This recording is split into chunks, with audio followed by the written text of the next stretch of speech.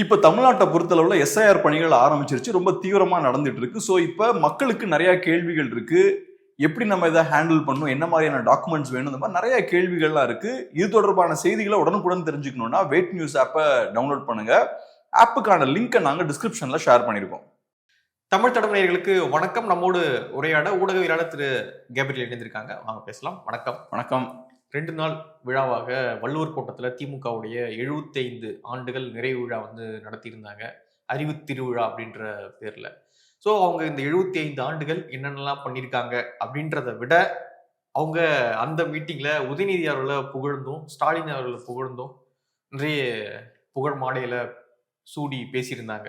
எப்படி பாக்குறீங்க அந்த நிகழ்ச்சியை? எப்படி பாக்குறீங்க? முதல்ல அந்த விஷயத்துக்குள்ள போறதுக்கு முன்னாடி ஆடியன்ஸ் கிட்ட ஒரு சின்ன ரிக்வெஸ்ட். எப்பவும் சொல்ற விஷயம்தான், சப்ஸ்கிரைப் பண்ணுங்க.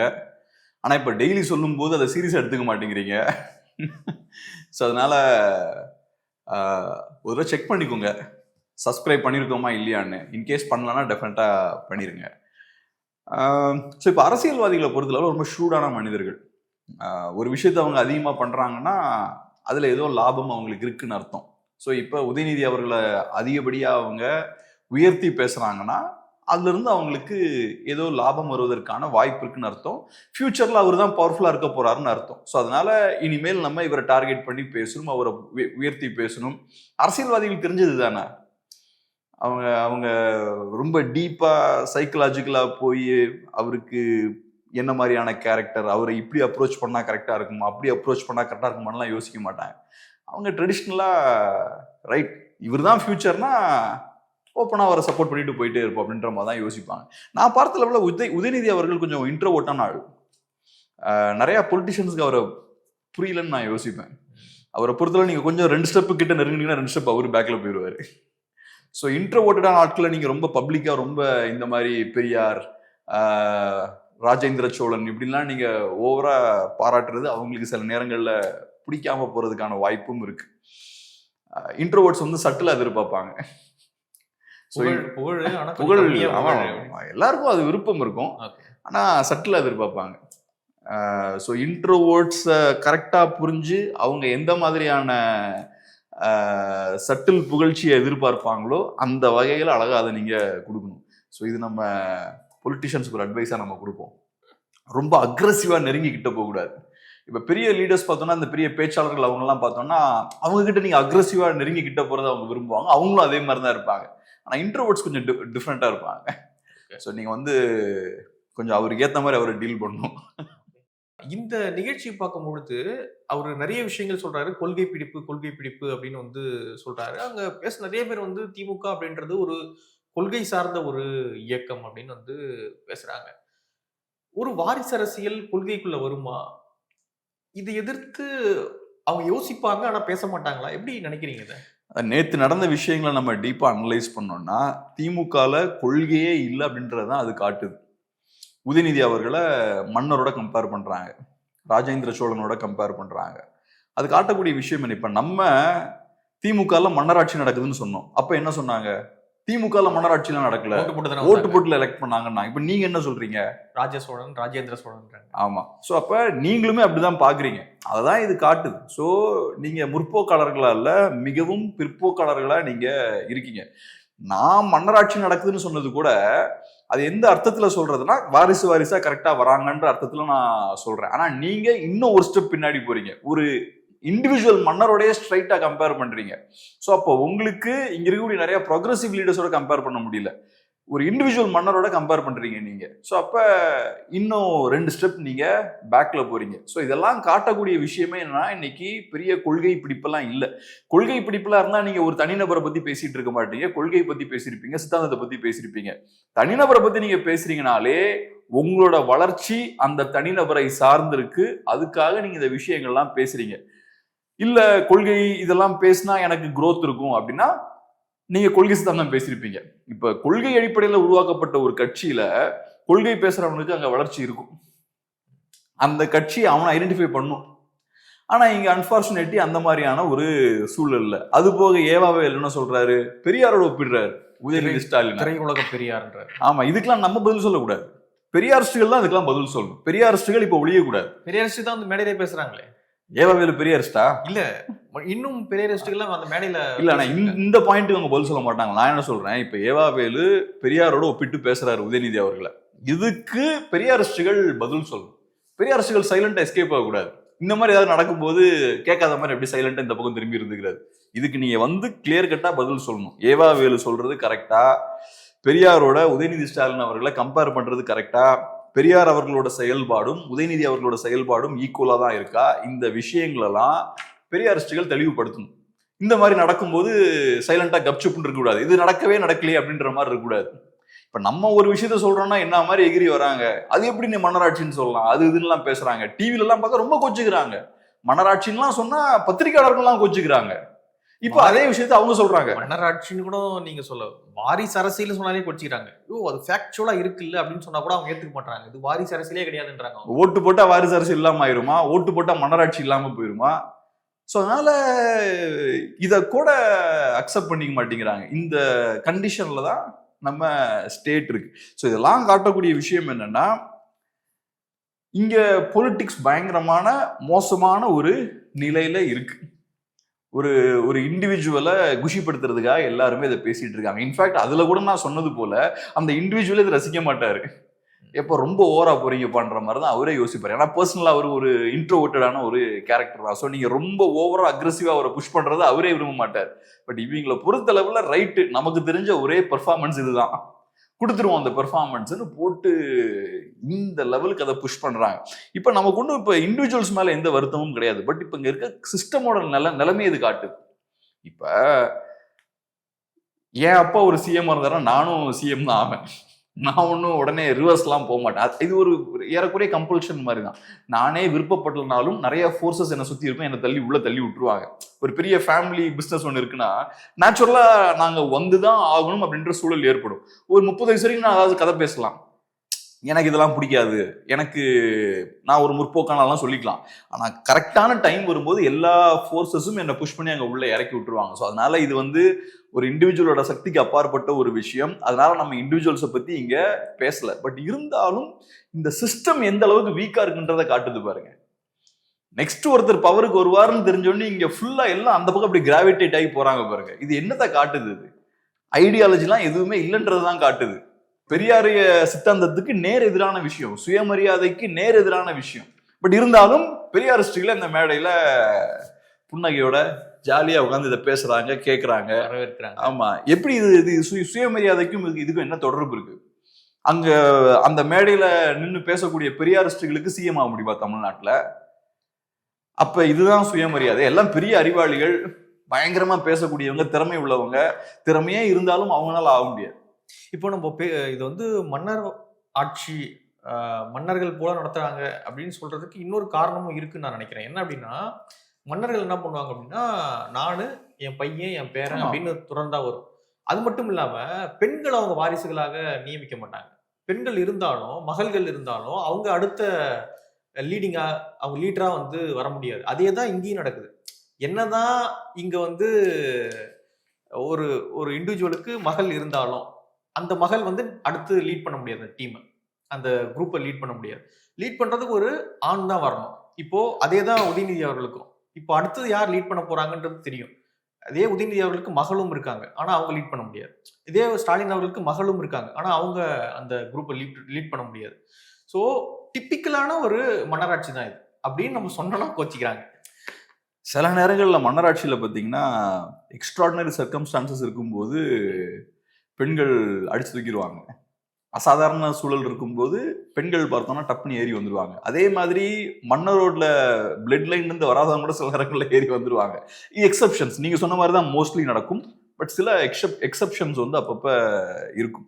இது ஏன் சொல்கிறேன்னா, இங்கேயும் கனிமொழி அவர்கள் டஃப்பான கண்டெண்டர். அவங்க சாதாரண ஆள் கிடையாது, அவங்க டஃப்பான ஒரு இண்டிவிஜுவல். அதனால வந்துட முடியாது.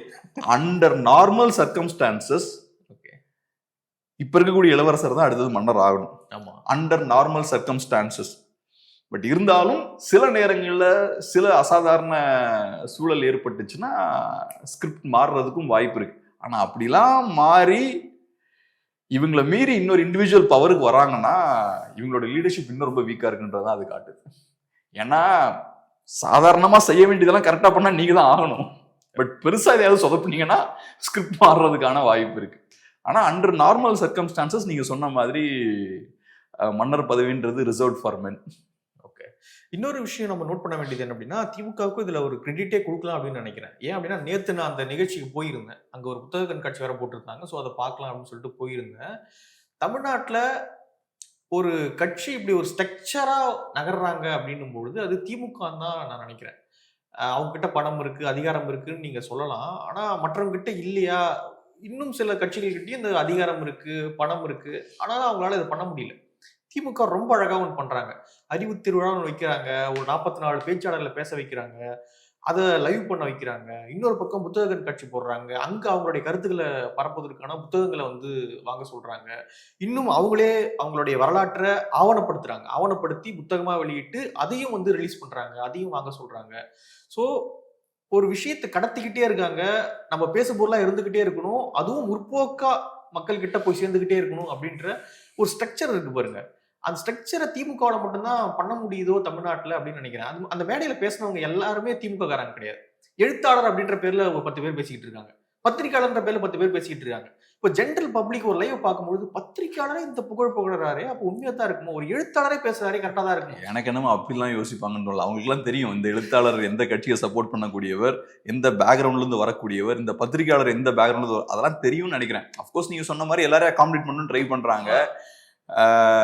ஆனா நீங்க சொன்னது கரெக்ட் தான். அது ஒரு ஆர்கனைஸ்டான ஒரு பார்ட்டி, ஆர்கனைஸ்டான ஒரு ஸ்ட்ரக்சர் இருக்கு. அதிமுகவுக்குலாம் அது கிடையவே கிடையாது. ஸோ அந்த வகையில இந்த பார்ட்டி ஆர்கனைஸ்டா இருக்கு. ஆனா நான் எப்படி பாக்குறேன்னா, இது ஒரு ஆர்கனைஸ்டான பார்ட்டின்றதை விட ஒரு ஆர்கனைஸ்டான ஒரு கார்பரேட் கம்பெனி. அதுக்கு ஒரு பிசினஸ் மாடல் இருக்கு. அந்த எப்படி ஒரு பெரிய கார்பரேட் நிறுவனத்துக்கு ஒரு பிசினஸ் மாடல் இருக்கும்ல, அதே மாதிரி இந்த கட்சிக்கும் ஒரு பிசினஸ் மாடல் இருக்கு. அந்த பிசினஸ் மாடல் படி அது செயல்படுது. ஓகே, கருத்துருவாக்கம் தேவை நமக்கு. அப்ப இன்டெலக்சுவல்ஸ், மீடியா இதெல்லாம் நம்ம ஓரளவுக்கு கண்ட்ரோல் பண்ணணும். ஜேர்னலிஸ்ட் இவங்களெல்லாம் கண்ட்ரோல் பண்ணணும். அதுக்கு ஒரு ஸ்ட்ரக்சர்டான ஒரு ஆர்கனைசேஷன். அது ரொம்ப பிளான்டா, அது ஏதோ எலெக்ஷனுக்கு முந்தின நாள் மட்டும் பண்றது. அது 24/7 365 days அதை பண்ணிக்கிட்டே இருக்கிறது. அதே மாதிரி பொலிட்டிக்ஸ் பண்றது, இந்த விஷயத்துக்குலாம் இன்னொரு விங்க வச்சுக்கிறது. ஸோ இந்த விஷயங்கள் அவங்க பண்றாங்க. ஸோ இதை நான் எப்படி இதுக்கெல்லாம் பார்த்தீங்கன்னா, இது ஏன் நான் ஒரு கார்பரேட் ஸ்ட்ரக்சர்னு சொல்றேன்னா, ஒரு பார்ட்டியா இருந்ததுன்னா இந்த மாதிரியான ஆக்டிவிட்டிஸ்லாம் பண்றதுக்கு பெரிய செலவாகக்கூடாது. ஆனால் ஒரு கார்பரேட்டா இருக்கும்போது பார்த்தீங்கன்னா எல்லாத்துக்குமே செலவு பண்ணுவாங்க. ஒரு கார்பரேட் அப்படின்னு இருந்ததுன்னா யாருமே ஃப்ரீயா அங்கே வரமாட்டாங்க. நமக்கு ஏதோ லாபம் இருக்குன்னா தான் அங்கே எல்லாருமே போவாங்க. இன்னைக்கு நீங்க அந்த மீட்டிங் எடுத்துக்கிட்டீங்கன்னா யாருமே லாபம் இல்லாமல் அங்கே வரமாட்டாங்க. எல்லாருக்கும் ஏதோ ஒரு வகையில ஒரு மறைமுகமான லாபம் இருக்கும். அதுக்காக தான் அங்கே வருவாங்க. ஸோ அதனாலதான் அதை கார்பரேட் ஸ்ட்ரக்சர்னு சொல்றேன். தலைவருக்காகவோ பெரிய அந்த ஐடியாலஜிக்காகவோலாம் நீங்க யாருமே அங்கே வரமாட்டாங்க. இன்னைக்கு அந்த சைடு ஒருத்தன் போறான்னா எனக்கு ஏதோ ஒரு ப்ராஃபிட் இருக்கு. ஸோ அதனால இது ப்ராப்பரான ஒரு கார்பரேட் கம்பெனி. அதனாலதான் நான் சொல்றேன், இந்த கார்பரேட் கம்பெனியோட சஸ்டைனபிலிட்டி ஒரு கேள்விக்குறி தான். இந்த மாதிரியான ஒரு மாடல் வச்சிருக்கும் போது உங்களுக்கு ஓவர் ஹெட் காஸ்ட் ரொம்ப அதிகமா இருக்கும். ஒவ்வொரு எலெக்ஷனும் நீங்க எலெக்ஷன்ல கண்டெஸ்ட் பண்றதுக்கு ஒரு சிஸ்டம் இருக்கும். அதே மாதிரி மீடியாவை கண்ட்ரோல் பண்றதுக்கு ஒரு சிஸ்டம் இருக்கும். இன்டெலக்சுவல்ஸை கண்ட்ரோல் பண்றதுக்கு ஒரு சிஸ்டம் இருக்கும். பொலிட்டீஷியன்ஸ் எல்லாம் வழி கொண்டு வரது, எக்ஸ்ட்ரா அந்த டம்மிங்லாம் அங்கங்க இறக்கி விடுறது, இதுக்கெல்லாம் ஒரு சிஸ்டம் இருக்கும். இது எல்லாத்தையும் நீங்க பணத்தை வச்சு பினான்ஸ் பண்ணிக்கிட்டே இருக்கீங்க. அது எதுவுமே நார்மலா ரன் ஆகாது. இப்ப கொள்கை அடிப்படையில செயல்படக்கூடிய கட்சி ஒரு காலத்துல திமுக அப்படி இருந்தது. அந்த கட்சி பாத்தீங்கன்னா பணம் உள்ள செலுத்தினாலும் அந்த சிஸ்டம் கரெக்டா ஆப்ரேட் ஆகிட்டு இருக்கும். அது கொள்கைக்காக, சித்தாந்தத்துக்காக மக்கள்கிட்ட போய் பணத்தை கலெக்ட் பண்ணுவாங்க. இதெல்லாம் பண்ணி அவங்க நடத்துவாங்க. சில செல்வந்தர்கள் அந்த கொள்கை மேல இருக்கக்கூடிய பிடிப்புல டொனேட் பண்ணுவாங்க. நிறைய கம்யூனிஸ்டுகள் அப்படி நிறைய இருக்காங்க. பெரிய பெரிய பணக்காரர்கள் அவங்களோட சொத்தெல்லாம் பார்ட்டி கொடுத்துருவாங்க. தமிழ்நாட்டில் இதெல்லாம் நான் கேள்விப்பட்டிருக்கேன். ஸோ அந்த மாதிரியான விஷயங்கள்லாம் இருக்கும். ஸோ அப்போ பார்ட்டி அதை வச்சு ரன் ஆகும். பட் இங்கே அப்படி இல்லை. எல்லாமே பிஸ்னஸ் ஸ்டைலில் தான் போய்கிட்டு இருக்கு. 100 ரூபாய் இன்னைக்கு இன்வெஸ்ட் பண்ணுறோன்னா நாளைக்கு 200 ரூபாய் எடுக்கலான்ற நம்பிக்கையில் இது எல்லாமே நடந்துட்டு இருக்கு. ஸோ இந்த பிஸ்னஸ் மாடல் கொலாப்ஸ் ஆச்சுன்னா சிக்கல். இன்னைக்கு கவர்மெண்ட் ஸ்பெண்டிங்லாம் இன்க்ரீஸ் ஆகிட்டே இருக்கு. growth வந்துகிட்டே இருக்கு. growth வர ஸ்டேட்டோட ரோல் அதிகமாகிக்கிட்டே இருக்கு. கவர்மெண்ட் நிறைய ஸ்பெண்ட் பண்ணிக்கிட்டே இருக்காங்க. இதெல்லாம் பண்ண பொலிட்டிஷியன்ஸும் நிறைய பணம் பார்த்துட்டு இருக்காங்க. ஸோ இந்த growth நாளைக்கும் இருக்குன்ற நம்பிக்கையில் இதே மாதிரி இன்வெஸ்ட் பண்ணிக்கிட்டே இருக்காங்க. இதுவும் ஒரு கார்பரேட் பபுள் தான். ஆனா ஒரு பாயிண்ட்டுக்கு அப்புறம் வண்டி இப்படியே ஓடாது. இந்த எக்ஸ்பென்ஸை நீங்க பேர் பண்ணிக்கிட்டே நகர்த்த முடியாது. நாளைக்கு திடீர்னு நேஷனல் லெவல்ல சூழல் மாறுது. பிஜேபி அக்ரெசிவா சில விஷயங்கள்லாம் பண்றாங்க. பினான்சியல் சோர்ஸ் எல்லாம் டைட்டன் பண்றாங்கன்னு வச்சுப்போம். அப்ப இந்த மாடல் எப்படி நிற்கும்? பணம் வந்தால் தானே இந்த வண்டியே ஓடும். பணம் வரலன்னா நீங்க சொன்னது அறிவுஜீவிகள் பத்திரிகையாளர்கள்லாம் வரமாட்டாங்க. ஓகே, அதுதான் டிரைவிங் ஃபோர்ஸ். பணம் தான். பணம் இல்லைன்னா இந்த இந்த கட்சி நகராது. இந்த கட்சிக்கு மட்டும் இது பொருந்தாது, இது அதிமுகவுக்கும் பொருந்தும் தான் கண்டிப்பா. ஓகே. ஆனா அதிமுகவோட ஆக்டிவிட்டிஸ் பாத்தீங்கன்னா இந்த அளவுக்கு இருக்காது. அதிமுக மோஸ்ட்லி ஓரளவுக்கு ஒரு குவைட்டான ஒரு கட்சி. ஏதோ லாஸ்ட் ஒரு 3-4 months தான் அவங்க ஆக்டிவா இருப்பாங்க. இந்த ஒரு எக்ஸெப்ஷன், லாஸ்ட் ஒரு 6-7 months ஆக்டிவா இருக்காங்க. ஏன்னா இது ரொம்ப முக்கியமான தேர்தல்னால. பட் திமுக பார்த்தோம்னா ரவுண்ட் த இயர் அவங்க ஃபுல்லா ஆக்டிவா இருக்கக்கூடிய ஒரு கட்சி. அது காரணம் இந்த மாதிரியான ஒரு சிஸ்டம் அவங்களுக்கு இருக்கு, ஒரு கார்பரேட் ஸ்ட்ரக்சர் அவங்களுக்கு இருக்கு. அது ஒரு கார்பரேட் அமைப்பு மாதிரி தான் செயலும் படுது. அதனால இதோட சஸ்டைனபிலிட்டி பெரிய ஒரு கேள்விக்குறிதான். இதை வச்சு நீங்க எப்படியே ஓட்ட முடியாது.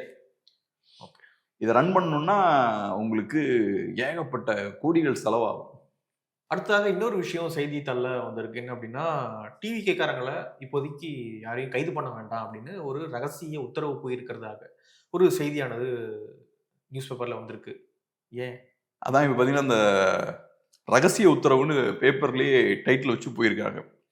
எனக்கு என்னமோ இது பெரிய ரகசியமாலாம் இருக்கிற மாதிரி தெரியல. நம்ம கண்ணு முன்னாடியே பாக்குறோம் என்ன பெரிய நடவடிக்கை எடுத்துட்டாங்க. பெருசா நடவடிக்கை எடுக்கல. இன்ஃபேக்ட் நீங்க பாத்தீங்கன்னா இப்ப திமுகலாம் பதில் சொல்லிட்டு இருக்காங்க தாவேக்காவுக்கு. துரைமுருகன் திமுக தாவேக்கா விமர்சிச்சு பேசுறாரு, மற்ற தலைவர்கள் எல்லாம் பேசுறாங்க. ஸோ அதனால இப்ப அவங்கள பொறுத்தளவுல அவங்க தாவேக்காவை ஒரு அசர்ட்டை தான் பாக்குறாங்க. ஸோ இப்ப நிஜமாவே எதிரியா ஒருத்தர் பாக்குறாங்கன்னா தாவேக்காவை இப்படி விட்டு வச்சிருக்க மாட்டாங்க. அந்த கட்சிக்கு டேமேஜ் ஏற்படுத்தக்கூடிய விஷயங்கள் பண்ணுவாங்க. ஸோ தாவேக்காவும் சரி திமுகவும் சரி ரெண்டு பேரையும் டேமேஜ் பண்ற விஷயங்கள் பண்றதே கிடையாது. தாவேக்காவும் மேலோட்டமா ஸ்டாலினை விமர்சிச்சு பேசுறாங்க, அதே மாதிரி திமுக விமர்சிச்சு பேசுறாங்க. அதை தாண்டி இஷ்யூ பேஸ்டா பேசி ஆன்டி இன்கம்பன்சிகள் அதிகமாக்குற வேலையில இறங்கல. அதே மாதிரி திமுகவும் பாருங்களேன், தாவேக்கா அப்படி தாவேக்கா இப்படி, ஒரு நடிகன் பின்னாடி நீங்க போலாமா, ஒரு நடிகனை நம்பி அது இதுன்னெலாம் பேசுறாங்களே தவிர ஆக்சுவலா அந்த கட்சியை ஸ்குவீஸ் பண்ணணும்னா பவர்ல இருக்கக்கூடிய ஒரு கட்சியால 100% பண்ண முடியும். அதெல்லாம் பண்ண முடிஞ்சனாலதான் நடிகர்கள் கருணாநிதி அவர்களும் ஜெயலலிதா அவர்களும் உயிரோடு இருக்கும்போது எந்த நடிகரும் வெளில வரல பெருசா. ஏன்னா அவங்களுக்கு எல்லாம் தெரியும் வெளில வந்தா என்ன நடக்கும்ன்றது தெரியும். அதை மீறி வந்தது விஜயகாந்த் மட்டும்தான். மற்ற நடிகர்கள்லாம் யோசிச்சு இவங்க ரூட் வழியா வருவாங்க. ஸோ அதனால இன்னைக்கு தாவேக்காவுக்கு திமுகவோட தேவை இருக்கு. பெரிய ஒரு டைவர்ஷன், பெரிய ஒரு சர்வீஸ் அவர் பண்றாரு விஜய். ஆனா வெளியில ஒரு தோற்றத்தை ஏற்படுத்துறது தாவேக்கா வர்சஸ் டிஎம்கே. நீங்க பாருங்க, எலெக்ஷன் கிட்ட நெருங்க இவங்க ரெண்டு பேரும் மாத்தி மாத்தி அடிச்சுக்கிட்டே இருப்பாங்க. எதுவுமே ஃபவுண்டேஷன் அடிக்க மாட்டாங்க. தாவேக்காவுக்கு வலி ஏற்படுத்தக்கூடிய விஷயத்த திமுக பண்ணாது. அதே மாதிரி திமுக அஸ்திபாரத்தையும் தாவேக்கா டச் பண்ணாது. இந்த மாநாட்டிலேயே பார்க்கும்போது ரொம்ப அற்புதமா இருக்குல்ல. பாருங்க, அவர் பெரியாரை ஏத்துப்பாரு விஜய், திராவிடத்தை அவரு ஏத்துப்பாரு. ஆனா திமுக மட்டும்தான் ஏத்துக்க மாட்டார். ஸோ ஐடியாலஜிக்கெல்லாம் நான் டச் பண்ணல. என்ன, திமுகவோட அஸ்திபாரத்தை அடித்தளத்தை நான் தொடவே மாட்டேன், அதை நான் ஏத்துக்கிறேன், அதை நான் டச் பண்ண மாட்டேன். அதே மாதிரி திமுகவோட அரசியலையும் நான் டச் பண்ண மாட்டேன். திமுகன்ற பேருக்கிட்ட தான் எனக்கு பிரச்சனை, ஸ்டாலின் அப்படின்ற நேம் கிட்ட தான் எனக்கு பிரச்சனை. அந்த நேமோட தான் நான் சண்டை போட்டுவேன். ஆனா கிரவுண்ட்ல நான் எதுவுமே பண்ண மாட்டேன். இவரு இந்த வருத்தப்படாத வாலிபர் சங்கத்துல 2 பேரும் சண்டை போட்டுப்பாங்கல்ல, 2 பேரும் ஓரமா போய் சண்டை போடலான்னு போவாங்கல்ல, அந்த மாதிரிதான் 2 பேரும் சண்டையே போடல, சும்மா இந்த சவுண்டு மட்டும்தான்.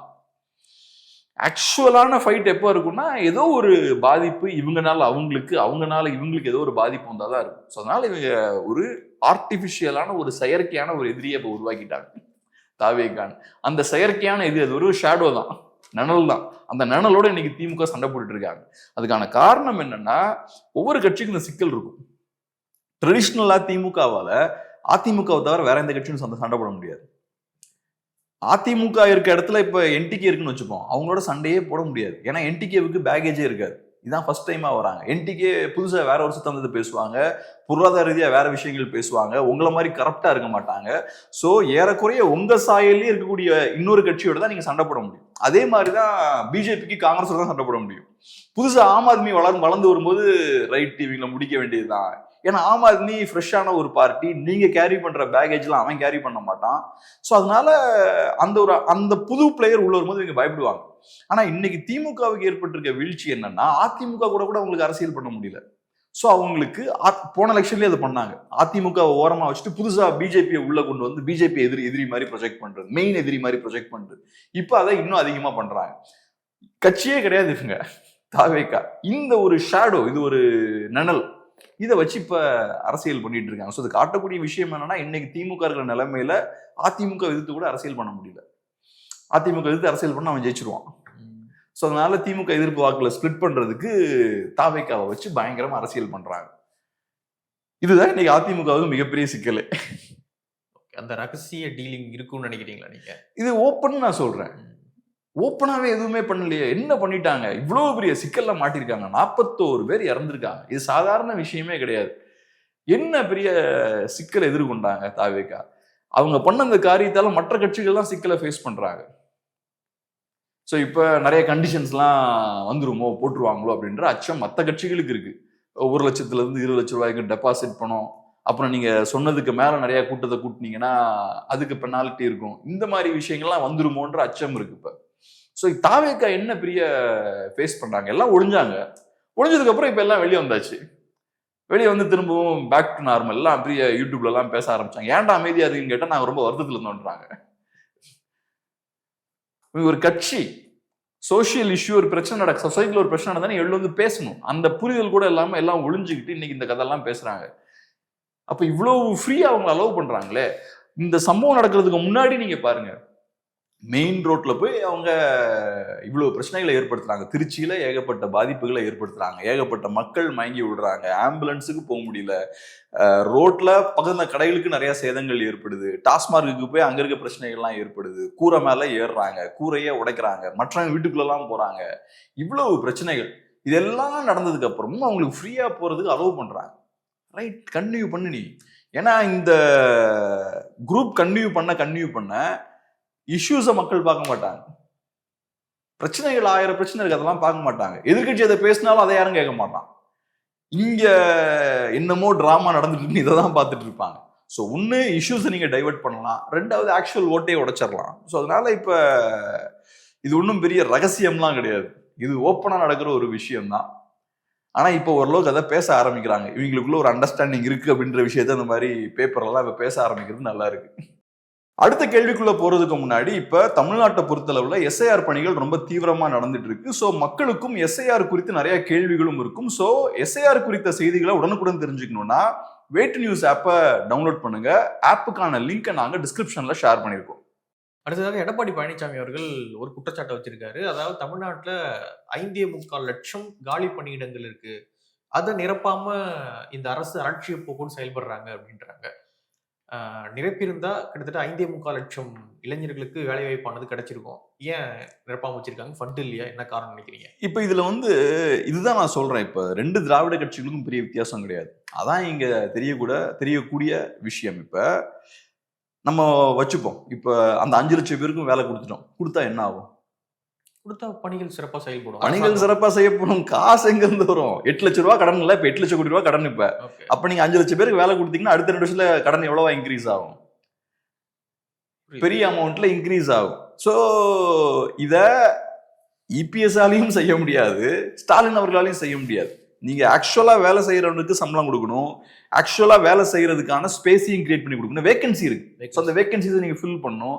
அந்த செய்ய வேண்டிய விஷயங்கள்லாம் அரசு செஞ்சா இந்த தேவையில்லாத விஷயங்கள்லாம் செய்ய முடியாது.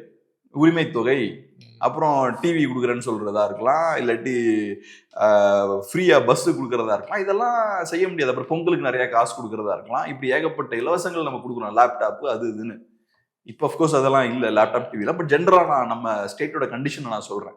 ஸோ அதனால இந்த சிக்கலுக்கான காரணம், ஏன் வேலைக்கு ஆளை நம்மளால உட்கார வைக்க முடியல? காசு கையில் இல்லை. காசு எங்க போகுது? தேவையில்லாத வேஸ்ட் பண்ணிட்டு இருக்கோம். இது 2 பேரும் பண்ற விஷயம். ஸோ அதனால அஃப்கோர்ஸ் ஒரு பெரிய சிக்கல் இருக்கு. எல்லாத்தையும் நிறைய வேகன்சிஸ் இருக்கு, அதெல்லாம் ஃபில் பண்ணும். இப்போ இந்த வேகன்சிஸ்லாம் ஃபில் பண்ணாதானே ஒரு கவர்னன்ஸ் அப்படின்றது, ஒரு கவர்மெண்ட் கரெக்டாக ரன் ஆக முடியும். 4 பேர் ஒர்க் பண்ற இடத்துல ஒரு அரசு அதிகாரி தான் இருக்காங்க அப்படின்னா எவ்வளவு பணிச்சுமைகள் அவங்களுக்கு இருக்கும். மக்களுமே அவங்களுடைய விஷயங்களை கரெக்டாக வாங்க முடியாது. நாள் கடத்திக்கிட்டே இருக்கும், அவங்களும் லீவ் போட வேண்டியதா இருக்கும் ஒர்க்கில். ஸோ எவ்வளோ டிஃபிகல்ட்டிஸ் இதுக்குள்ள இருக்கு. ஆனா இது ரொம்ப சாதாரண விஷயம் மாதிரி நினைக்கிறேன். கவர்மெண்ட் மேல மக்களுக்கு நம்பிக்கை போயிடும், இன்ஸ்டிடியூஷன்ஸ் மேல மக்களுக்கு நம்பிக்கை போயிடும். இன்னைக்கு சாதாரணமா ரோட்ல ஒருத்தங்கிட்ட உங்க குழந்தைங்களை பிரைவேட் ஸ்கூலுக்கு அனுப்புவீங்களா இல்லாட்டி கவர்மெண்ட் ஸ்கூலுக்கு அனுப்புவீங்களான்னு கேட்டா என்ன சொல்லுவாங்க? பிரைவேட் தான் சொல்லுவாங்க. இல்ல வேற வழியே இல்லை, என்கிட்ட காசு இல்லைனா நான் கவர்மெண்ட் ஸ்கூலுக்கு அனுப்புவேன். ஆனா என்கிட்ட பணம் இருந்ததுன்னா நான் பிரைவேட் ஸ்கூலுக்கு அனுப்புவேன். அப்ப கவர்மெண்ட் ஸ்கூல்ஸுக்கு பேர் இவ்வளவு தூரம் கெட்டு போச்சுன்னா அதுக்கான காரணம் என்ன? நீங்க ஃபண்ட்ஸ் கரெக்டா ஒதுக்குறது இல்ல, டீச்சர்ஸை ப்ராப்பரா அப்பாயிண்ட் பண்றது இல்ல, அதுக்கு தேவையான இன்ஃப்ராஸ்ட்ரக்சரை பில்ட் பண்றது இல்ல. இதெல்லாம் கரெக்டா பில்ட் பண்ணி கரெக்டான நாட்களெல்லாம் அப்பாயிண்ட் பண்ணியிருந்தீங்கன்னா மக்கள் இப்படி பார்க்க மாட்டாங்க. கவர்மெண்ட் ஸ்கூலுக்கு அடிபட்டு இருப்பாங்க. நான் 10,000 ரூபாய் கொடுத்து வாங்கக்கூடிய கல்வியை ரொம்ப சீப்பா கவர்மெண்ட் ஸ்கூல்ல எனக்கு வாங்க முடியுது. ஸோ அப்ப இங்கதான் டிமாண்ட் அதிகமா இருக்கும். எல்லாரும் கவர்மெண்ட் ஸ்கூல் வாசல்ல வந்து நிப்பாங்க. ஆனா இன்னைக்கு நீங்க என்ன பண்றீங்க? கவர்மெண்ட் ஸ்கூல்ஸை க்ளோஸ் பண்ணிட்டு இருக்கீங்க. ஸோ அதுக்கான காரணம் என்ன? ஸ்கூல் இருக்கு, பில்டிங் இருக்கு, கிரவுண்ட் இருக்கு, உள்ள வேலை பார்க்க ஆள் இல்ல, குவாலிட்டியான டீச்சர்ஸ் இல்ல, குவாலிட்டியான எஜுகேஷன் இல்ல. ஸோ அதனால இந்த சிஸ்டம் இப்போ கொலாப்ஸ் ஆயிட்டு இருக்கு. கவர்மெண்ட் ஸ்கூல்ஸ் அப்படின்ற அந்த கான்செப்ட் இப்போ கொலாப்ஸ் ஆயிட்டு இருக்கு. இதுதான் நடக்கும். நீங்க ப்ராப்பரா அப்பாயிண்ட் பண்ணலன்னா மக்களுக்கு இன்ஸ்டிடியூஷன்ஸ் மேல நம்பிக்கை போயிடும். எப்படி கவர்மெண்ட் ஸ்கூல்ஸ் மேல நீங்க மக்களுக்கு நம்பிக்கை இல்லையோ அதே மாதிரி மற்ற இன்ஸ்டிடியூஷன்ஸ் மேலேயும் நம்பிக்கை போயிடும். மற்ற இன்ஸ்டிடியூஷன்ஸ் மேலேயும் நம்பிக்கை போச்சுன்னா பிரைவேடைசேஷன் இந்த மாதிரியான விஷயங்கள் பக்கம் தான் மக்கள் போவாங்க, அதான் சப்போர்ட் பண்ணுவாங்க.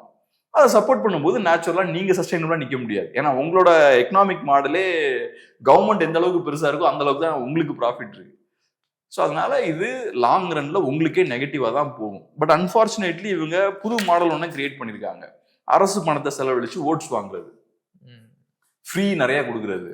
இப்போ இந்த வருஷம் பாருங்க, பொங்கலுக்கு ஏகப்பட்ட பணம் கண்டிப்பா கொடுப்பாங்க. போன வருஷம் கொடுக்கல.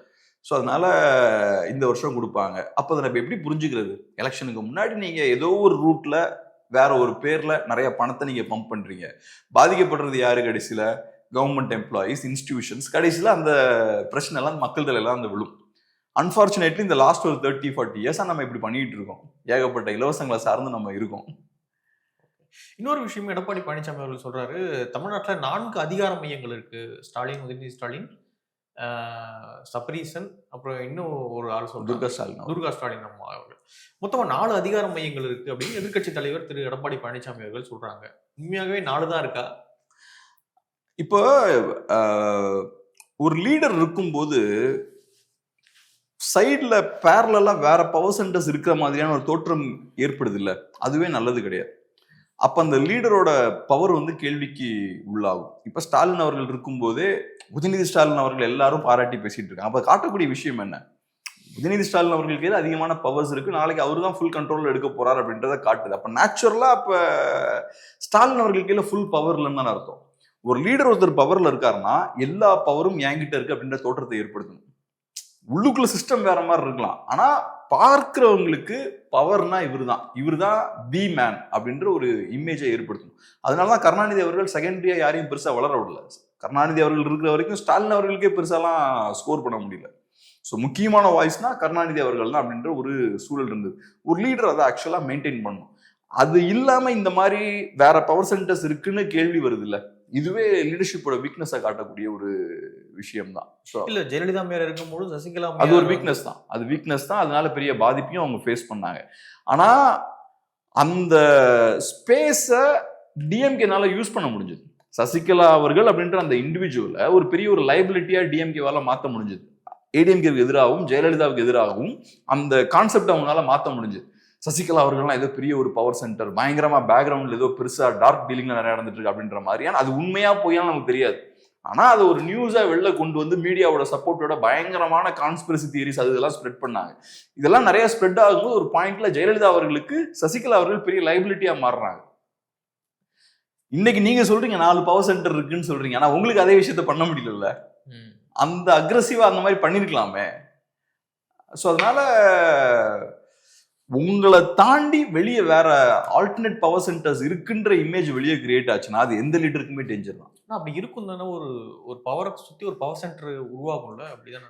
கண்டிப்பா இருக்கும். ஒரு பெரிய ஒரு ஸ்டேட்டோட ஒரு லீடரா இருக்காருன்னா, ஒரு சிஎம்மா ஒருத்தர் இருக்காருன்னா சுத்தி மல்டிபிள் பவர் சென்டர்ஸ் டெஃபினட்டா இருக்கும். ஆனா அது எல்லாத்தையும் நீங்க கண்ட்ரோல்ல வச்சுக்கணும். ஜெயலலிதா அவர்களுக்கு இதை கண்ட்ரோல்ல வைக்க முடியல அப்படின்ற போது அது நியூஸ் ஆகி அவங்களுக்கு பெரிய ஒரு லைபிலிட்டியை கிரியேட் பண்ணுது. திமுக கேஸ் எடுத்துக்கிட்டோம்னா அந்த மாதிரி பெருசா இன்னும் லைபிலிட்டியா மாறல. யாரும் பெருசா வாரிசு அரசியல் பத்தி கூட யாரும் பேச மாட்டேங்கிறாங்க. பட் இருந்தாலும் சுத்தி இருக்கவங்க எடுத்துப்போம், அதிகாரிகளா இருக்கட்டும், செகண்டரி லெவல் லீடர்ஸா இருக்கட்டும், அவங்க எல்லாம் எப்படி பார்ப்பாங்க? அதை இந்த வழியா போக முடியலன்னா வேற நிறைய ரூட் இருக்குன்னு அவன் பார்ப்பான். அப்ப யாரோட லீடர்ஷிப் இங்க மட்டுப்படுத்தப்படுது, பலவீனப்படுத்தப்படுது. ஸோ அதனால எந்த ஒரு பவர்ஃபுல் லீடருமே அந்த இமேஜை வெளியே கிரியேட் பண்ணக்கூடாது. நீங்க உங்க ஃபேமிலி மெம்பர்ஸை நம்பலாம், அதெல்லாம் செகண்டரி. ஆனா பவர்ன்றது என் கையில மட்டும்தான் இருக்கு. நான் தான் சோல் ஓனர் ஆஃப் பவர், மற்ற எங்கேயும் கிடையாது அப்படின்றத எஸ்டாப்ளிஷ் பண்ணணும். அதான் நான் ஒரு எக்ஸாம்பிள் உங்ககிட்ட கூட பேசியிருக்கேன்னு நினைக்கிறேன். எம்ஜிஆர் அவர்கள் வந்து ஒரு ஷூட்டுக்கு போகும்போது பி வாசு அவர்கள், அப்ப பி வாசுவோட இன்டர்வியூ தான் அதை பார்த்தேன். ஒரு அசிஸ்டண்டா அங்கே ஒர்க் பண்றாரு. ஸோ இப்போ ஸ்ரீதர் அவர்களோட படம் அது. ஸ்ரீதர் அவர்கள் சொல்லியிருக்காரு, எம்ஜிஆரோட லிப் மூமெண்ட்டை நீங்க பாருங்க, அப்படி சரியா லிப் மூமெண்ட் இல்லைன்னா எனக்கு சிக்னல் கொடுங்க, ஒன்றும் சொல்ல வேண்டாம், இப்படி சிக்னல் மட்டும் கொடுங்கன்னு இருக்காரு. உடனே பி வாசு பார்த்துக்கிட்டே இருந்திருக்காரு எம்ஜிஆரோட வாயை. ஏதோ ஒரு இடத்துல சரியா சிங்க் ஆகணும்னையும் இப்படின்னு இருக்காரு. உடனே ஸ்ரீதர் அவர்கள் சார் நம்ம இன்னொரு டேக் போயிடலாம் அப்படின்னு எம்ஜிஆர் சொல்லியிருக்காரு. உடனே எம்ஜிஆர் எதுக்கு இன்னொரு டேக், கரெக்டாக தான் போச்சு, இல்லை கொஞ்சம் டெக்னிக்கல் ஃபால்ட் ஆயிடுச்சு, இன்னொரு டேக் போயிடலாம் அப்படின்னு இருக்காரு. உடனே இன்னொரு டேக்கும் போனதுக்கு அப்புறம் பி வாசு திரும்பி போகும்போது எம்ஜிஆர் கூப்பிட்டாராம், நீ தானே சொன்ன அவர்கிட்ட லிப்சிங் இல்லை, ஏன்னா எல்லாரும் டைரக்டரை பார்த்துட்டா நீ மட்டும் தான் என் வாயவே பார்த்துட்டு இருந்த அப்படின்னு இருக்காரு எம்ஜிஆர். உடனே அதுக்கப்புறம் சொல்லியிருக்காரு, இனிமேல் ஏதாவது சிக்கல் இருந்தால் என்கிட்ட சொல்லணும், அங்கே சொல்லக்கூடாதுன்னு. ஸோ இது காட்டக்கூடிய விஷயம் என்ன, இந்த ஸ்பேஸ்ல நான் தான் இன்சார்ஜ், இது என் கண்ட்ரோல் இருக்கிற ஸ்பேஸ், ஏதாவது சிக்கல்னா அங்கே ஓடக்கூடாது, என்கிட்ட வரணும். இப்போ ஏதாவது மல்டிபிள் பவர் சென்டர்ஸ் இருக்குன்னா அங்கங்கன்னு எல்லா சைடும் ஓடுவாங்க, அது கிடையாது. பிரச்சனைனா என்கிட்ட தான் வரணும், அந்த ஒரு சிக்னலை கொடுக்க வேண்டிய தேவை இருக்கு. ஸோ மல்டிபிள் பவர் சென்டர்ஸ் பப்ளிக்ல ஓப்பனா தெரிஞ்சாங்கன்னா ஒரு லீடரை தாண்டி வேற ஆட்களுக்கு அதிகமான பவர் போகும். இப்போ ஒருத்தன் பிரச்சனைன்னு லீடர்கிட்ட போகாம இன்னொருத்த போறான்னா அது அவனுக்கு பவர் இல்லை. ஸோ ஏன் உங்க பவரை டிஸ்ட்ரிபியூட் அலோவ் பண்றீங்க?